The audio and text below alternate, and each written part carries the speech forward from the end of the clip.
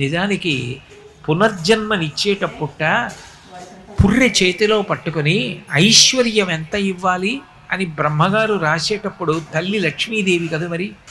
శ్రీ మహావిష్ణువు యొక్క నాభికమలంలోంచి పుట్టారు కాబట్టి లక్ష్మీదేవి తల్లి. ఆవిడక్కడ పెద్ద ఆసనం మీద కూర్చుని ఉంటే ఆ పుర్రె పట్టుకుని పేరు చదువుతాట.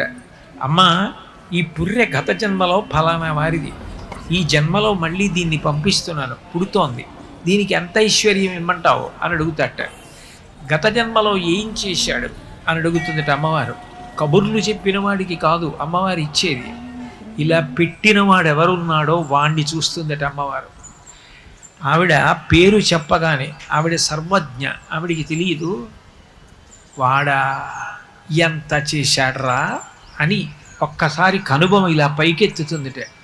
నేను వాడికి ఇచ్చాను, వాడు సమాజానికి అంత పెట్టాడు,